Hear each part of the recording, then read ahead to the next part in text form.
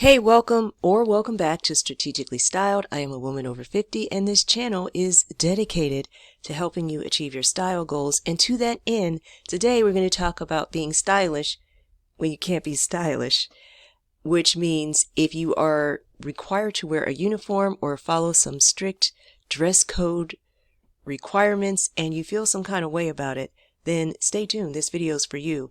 And a shout out to my school babies who are required to wear a uniform on the daily. And for their benefit, I'm going to throw in some past and present vocab words just for fun. See how many you know. So FYI to anyone who does not know, I am a high school principal at a Christian school where students are in fact required to wear a school uniform. And this video will be coming from a very Jesus-centric perspective, but even if you yourself are not Jesus-centric, there are some nuggets of wisdom that you can glean. So lean in. I am blessed that the majority of the students do comply with the dress code the majority of the time. However, some do lament about the fact that they cannot wear whatever they want, whenever they want. While the school does have set dress down days, generally, more often than not, students are in uniform. So back in February, I decided that I, too, would wear a student uniform to school every day from February until the end of the school year. The catalyst for this decision was, one, as an administrator whose job it is to enforce compliance with the school dress code, I wanted to gain a student's perspective of what is it really like? Are there challenges associated with wearing a school uniform in some way, things that maybe I may not be aware of as an outsider looking in, and in general, what is it like to be that person wearing a uniform every day? How does it feel? Etc., etc. And the other driving motivation or catalyst for this decision can be found in Philippians chapter 2, verses 5 through 8. I'll share it with you in case you are not familiar with it. Let this mind be in you, which was also in Christ Jesus, who being in the form of God, thought it not robbery to be equal with God, but made himself of no reputation, and took upon him the form of a servant, and was made in the likeness of men. And being found in fashion as a man, he humbled himself, and became obedient unto death, even the death of the cross. So while I am not required to wear a student uniform to school, I wondered if I voluntarily chose to cede my freedom to wear essentially what I want and take on the form of a student instead, would it help me to personally cultivate the mindset of Christ? So Jesus Christ is our paradigm as Christians of how we should live our lives, and I am told that I do have a proclivity to be quite stylish. That's what they're saying. So I want to clearly say I am not suggesting that my decision to wear a uniform is in any way tantamount to Jesus dying on the cross for the sins of humanity. I am not saying that it's going to ensconce me in the pantheon of the apostles. However, I personally believe that having the mind of Christ means having a willingness to sacrifice the things that we really like or the things that we really want to benefit other people or serve a greater purpose. So closer communication, and if you are a student in a Christian school that is requiring you to wear a uniform, or for that matter, an employee at any institution, Christian or secular, that requires you to wear a uniform, and you agree to work for this institution or be enrolled in this school, generally, there is at least a tacit agreement when you came to this place that you would be in conformity to whatever the rules of this organization are. And in some cases, it's not even just tacit, but it's very explicit, because you may even have to sign something that says, I agree that by being here, I will follow whatever I'm supposed to follow. So the very first thing about wearing a uniform when you are required to do it is that it shows that you are an honorable person that keeps your word in a world where so few people do honor their words, and their words really are meaningless, that they say they're going to do stuff and then they don't do it. Talk about this infamous uniform. There are many iterations. There are t-shirts, polo shirts, sweatshirts, hoodies, fleece pullover, and like this running jacket thing, and they all have the school logo on them. They come in 5 different colorways. There are black pants, black Bermuda shorts, or a gray skirt situation. I personally only own 2 uniform shirts and 2 black uniform pants. And the reason for that is I did a little research to get some data, and in my survey of about 25, maybe 30 students, I found on average most students only have 2 tops and 2 bottoms of some sort. So I wanted to kind of align myself with the typical student experience of wearing uniforms. So my iteration of the dress code is I have a t-shirt and I have a sweater. I should point that the sweater is part of the OG school uniform when they first transitioned from a dress code to a uniform, and sadly they don't make it anymore. Both of my sons graduated from this high school, so the t-shirt belonged to my youngest son and the sweater belonged to my oldest son, and that is pretty much what you see me wearing. And now that it's getting warmer, you probably won't see this sweater at all. So that puts me down to 1 shirt. About these pants, I have 1 pair of pants that I thrifted from Goodwill for $2 US, and I love them so much I even wear them outside of school. I like the fit, and I like how the fabric drapes, and yes, it's a win for me. And the second pair of pants I purchased for $13 from Walmart. They are from the brand Georget, and they are found in the men's department. Walmart does have similar pants for women, but I did not find them in store, only on the website. Anyway, buying these men's pants, I find that buying men's pants is so much less arbitrary than buying women's pants. Size 0. What does that even mean? However, with men's pants, you pretty much just need to know 2 measurements. You need to know the measurement of your waist, and your true waist is the part of your body that hinges when you bend to the side as if you were doing like an oblique crunch. And you need to know the length of your inseam, and your inseam is that measurement from the crotch down to your ankle or whatever length you want the pants to be. It is difficult to take this measurement on yourself, so the easier thing to do might be to find a pair of pants that fit at the proper length and measure the inseam on the pants. You got your numbers, get yourself to Walmart, $13, you're in.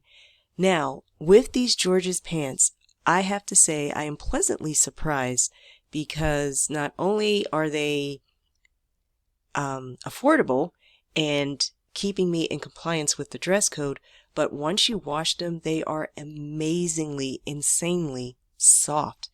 It's almost like when you have a pair of jeans that you've had for years and you've just worn them and washed them so many times that they're almost that really smooth, almost, dare I say, buttery soft. So yeah, if you like buttery soft pants, you'll like these George's $13 pants from Walmart. They do have $19 pants at Walmart, but they're a little bit more industrial. I think they're made to be more impervious to like rips, tears, and that sort of thing. So get in where you fit in with that. Shoes are supposed to be predominantly black, and the heel must not exceed 3 inches, sadly. So I typically wear my sneakers. Mine are Fila. I'm not a sneakerhead. They're very basic. And sometimes I have another pair of black shoes that have a 2-inch heel precisely, that I alternate with the sneakers. Earrings. So there are some things in the school dress code about the accoutrements, or accessories, if you will. And one of the things is, for example, earrings.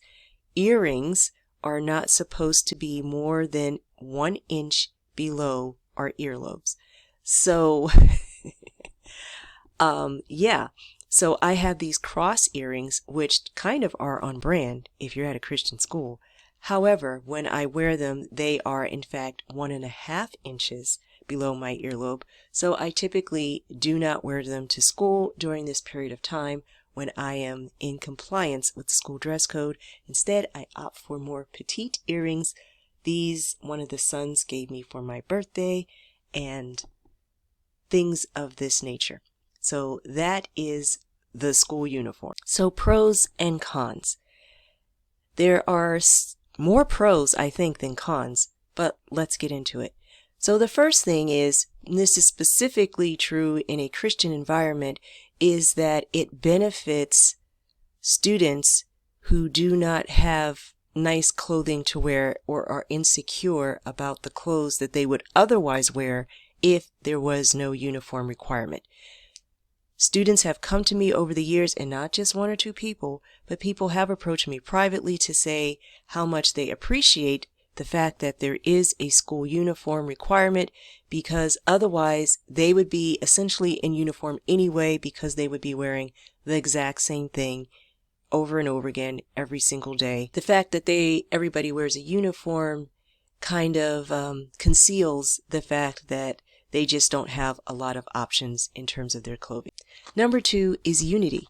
So wearing a uniform shows that you have not just an affiliation with the school, but with the values, and that in theory you are in alignment with those values, and in our case, which is to promulgate having the mind of Christ. That is what the school represents, and the uniform, which represents the school, also represents those values by extension. Number 3, this particular uniform is extremely comfortable, and it's like being on a perpetual dress down day. I'm wearing my sneakers, a t-shirt, and super soft pants. So yeah. Number 4, it helps to maintain propriety in the sense that if you have a uniform that is the right size, fits properly, and everything is the correct length, then you don't ever have to worry about wardrobe malfunctions, particularly when you're just doing basic things like going up and down stairs, or even when you're doing things a little less basic like jumping around at recess or whatever you're doing. And then number 5, it's super simple. You don't really have to invest any time or energy into thinking about, worrying about, stressing about what you're going to wear, because the decision is essentially made for you. So now let's talk about some cons, if we can call them cons. The first thing is, if you, like many of the students, are restricted to just 2 uniforms, and you have to wear this uniform 5 days a week, sometimes it could be a little high maintenance if something happens to one, and it probably keeps you in the laundry cycle a little more frequently. For some people, that's perfectly fine, but if that's a lot for you, the simple solution would be you might need to invest in a couple more uniform pieces, a couple more pairs of pants, and order another shirt or 2, and that should get you through. Number 2, it can feel a little redundant, and if you are somebody who craves uniqueness and distinctiveness, you're not going to accomplish that with this uniform.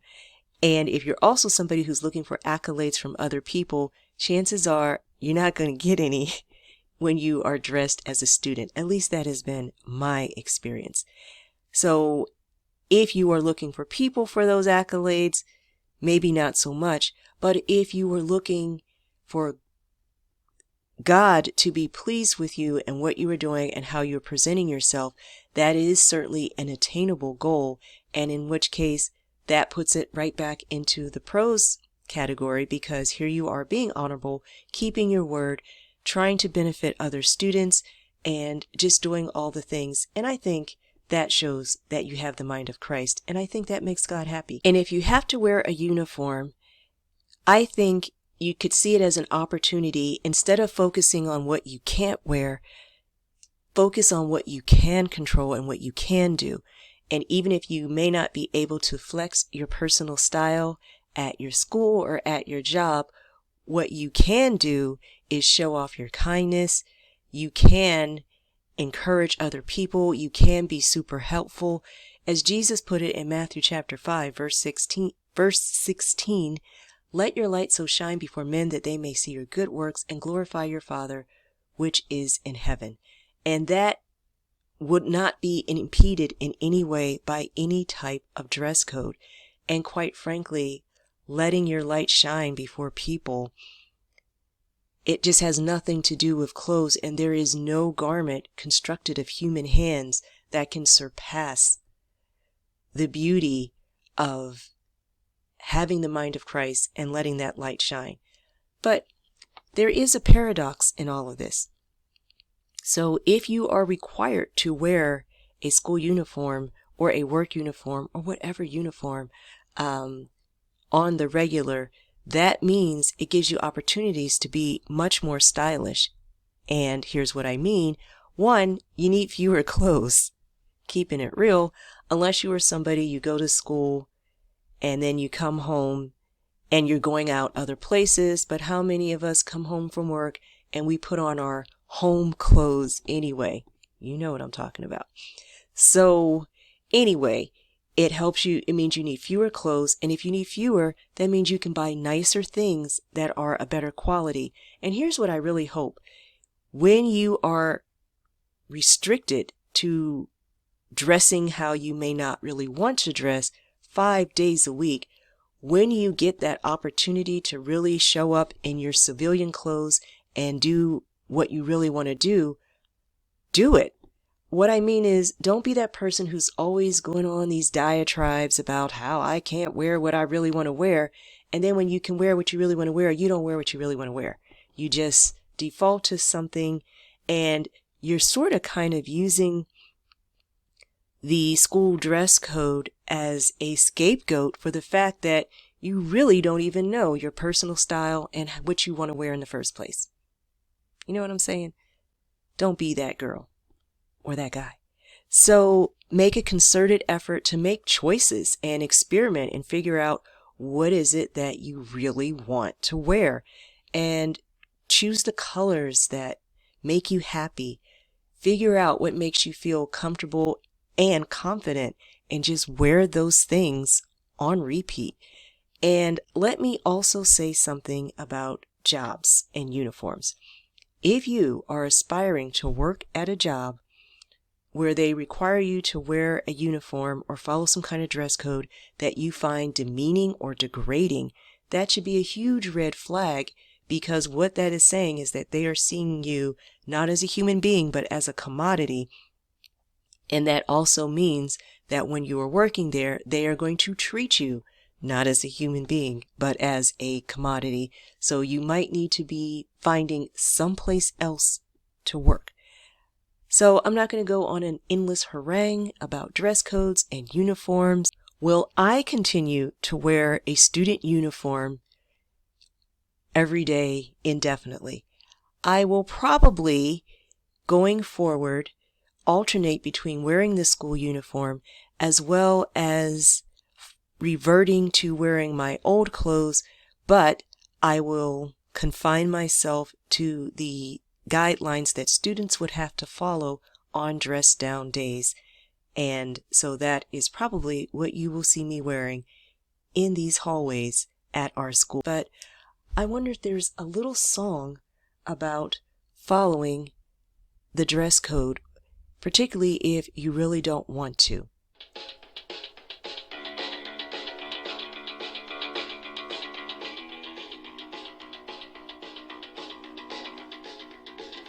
Burn down the house.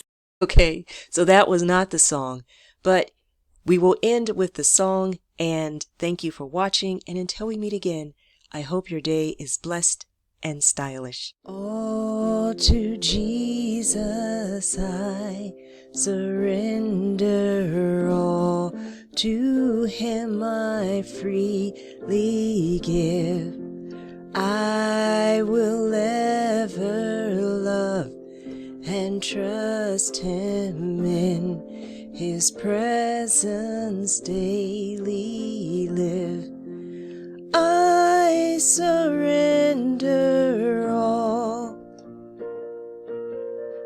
I surrender all to thee, my blessed Savior, I surrender all. I surrender all.